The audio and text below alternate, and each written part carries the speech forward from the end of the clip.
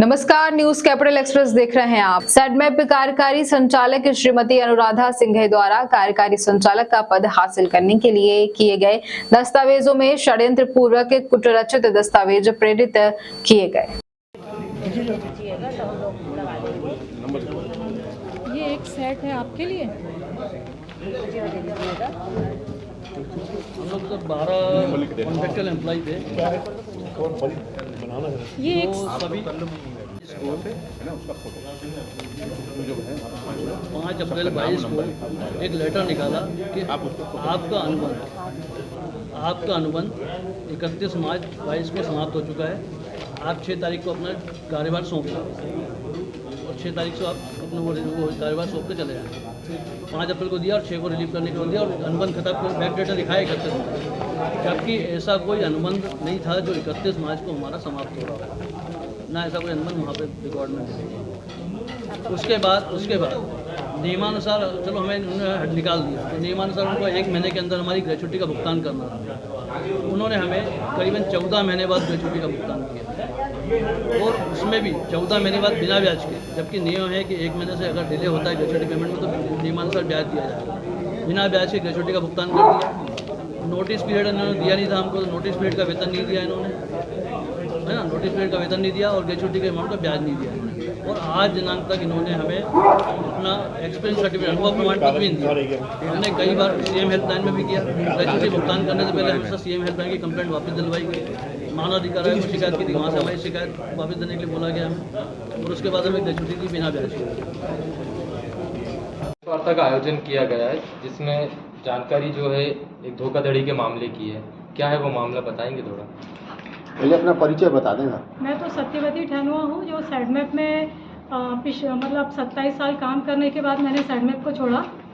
और इसमें क्या है कि मेरे साथ जो 27 साल में मजबूर होकर मुझे नौकरी से छोड़ना पड़ा, VRS लेना पड़ा। और मैंने 1995 जून में ज्वाइन की थी उद्यमिता विकास केंद्र सेडमेप में। और मेरा पास पूरा ये है, मैं आपको पढ़ के बता देती हूँ जो मैं लिख के लाई हूँ। मैंने जून 1995 में सेडमेप उद्यमिता विकास केंद्र मध्य प्रदेश में ज्वाइन किया था, कार्यालय सहायक के पद पर। इस पद के लिए लिखित परीक्षा, साक्षात्कार आदि में सफल होने के उपरांत मुझे इस पद के लिए अपॉइंटमेंट लेटर मिला था। मेरी योग्यता व स्किल को देखते हुए मुझसे 1996 से ट्रेनिंग और मतलब फैकल्टी के रूप में, सॉफ्टवेयर डेवलपमेंट के रूप में, ट्रेनर के रूप में अच्छे उच्च स्तर के काम कराए गए, जबकि मुझे जो वेतन मिलता था वो असिस्टेंट ग्रेड का मिलता था और पोस्ट मेरी सैलरी स्लिप पर जो रहती थी वो ऑफिस असिस्टेंट की रहती थी। और इसके बाद मैंने सेडमेप में मैनेजमेंट यानी कार्यकारी संचालक को कई बार निवेदन किया था कि मुझे सेडमेप में पदोन्नति के साथ कार्य करने का अवसर दें और मेरी योग्यता, स्किल्स और अनुभव के आधार पर मेरा वर्क प्रोफाइल दें और मेरे साथ न्याय करें। यह भी मैंने बार बार निवेदन किया था, परंतु मेरे साथ न्याय संगत व्यवहार न करते हुए मुझे प्रताड़ित किया जाता रहा।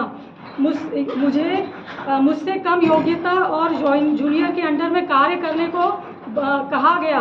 मैंने अपना पक्ष रखा तो मुझे सबके सामने मीटिंग में से प्रताड़ित किया। बाहर निकलने के लिए मुझे बेइज्जत करके बाहर निकाला अनुराधा सिंघई मैडम ने।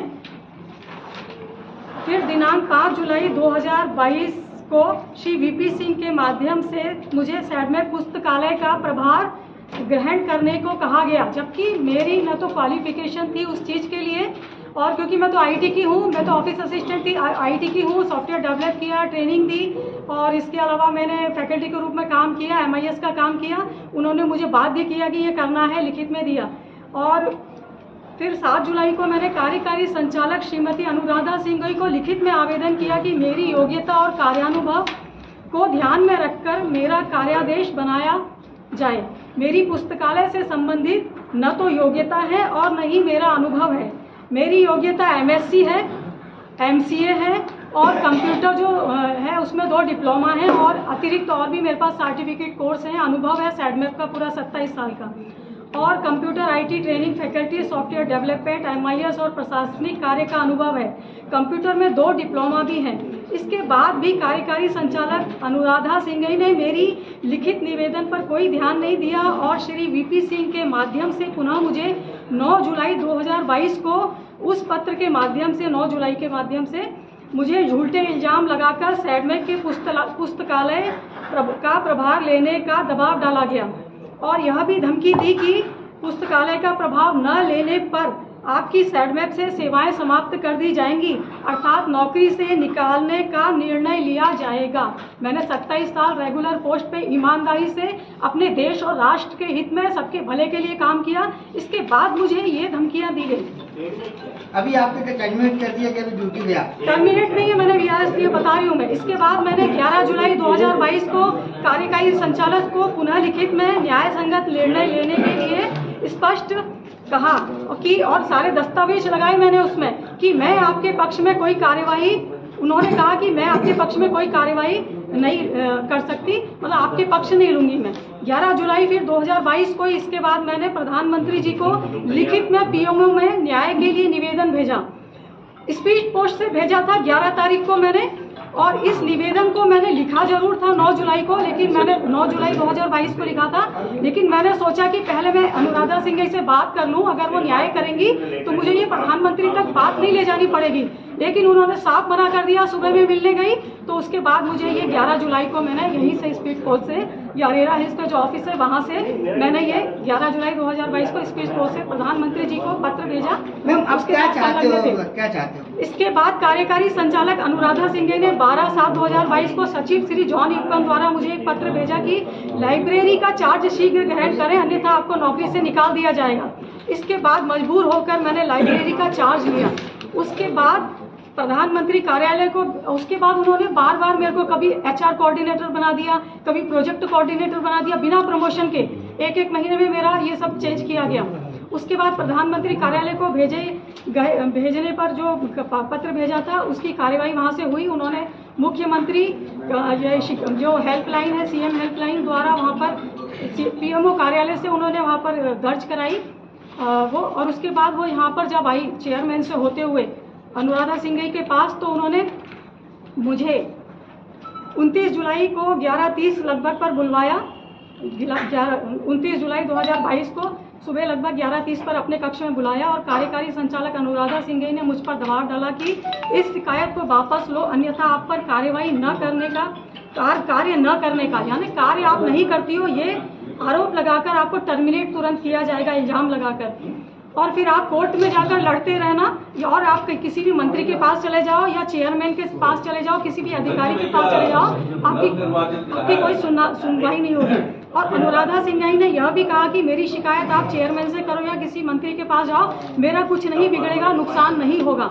और उन्होंने फिर अपने जो उनका एक वकील था उनको बुलाया, और उनको वकील को बुलाने के बाद उन्होंने कहा इनका देखो क्या करना है, ये शिकायत वापस लेती है कि नहीं लेती।